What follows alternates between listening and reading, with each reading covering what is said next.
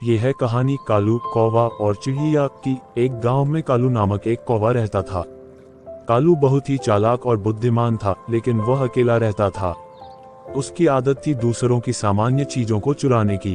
एक दिन कालू ने एक सुंदर चिड़िया को देखा जो अपनी गुजरी हुई खुशियों के साथ गाती थी। कालू ने देखा कि चिड़िया जंगल में एक बड़े पेड़ पर अपना घर बनाने जा रही थी।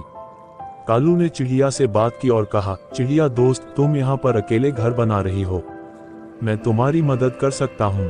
चिड़िया ने खुशी खुशी सहमति दी और दोनों ने मिलकर पेड़ पर एक खूबसूरत घर बनाया। कालू ने चिड़िया की मदद किया और वह खुश हो गई। दोस्ती का मिलन हुआ और वे एक साथ खुश और समृद्धि से जीने लगे। कालू ने अपनी चोरी की आदत को छोड़ दिया और वे दोनों एक दूसरे की मदद करने लगे। इस कहानी से हमें ये सीखने को मिलता है कि दोस्ती और सहायता से हम सभी खुश और समृद्धि से जी सकते हैं। रानी चिड़िया और कालू कौवा की कहानी। एक समय की बात है, एक जंगल में राजा चिड़ियाघर में एक हिंसक शेर बसे थे। शेर ने चिड़ियाघर के सभी पशुओं को बहुत डराया और उन्हें अपने ताकत में दबाने का प्रयास किया। इस चिड़ियाघर में रानी चिड़िया नामक एक साहसी और स्वाधीन स्वभाव की चिड़िया बसी थी। वो अपने साथी पक्षियों के साथ एक खुशहाल जीवन बिताती थी। एक दिन एक बुद्धिमान कालू कौवा ये सब देखता रहा और चिड़ियाघर के सभी पक्षियों को शेर की ताकत से मुक्त करने का सपना देखा।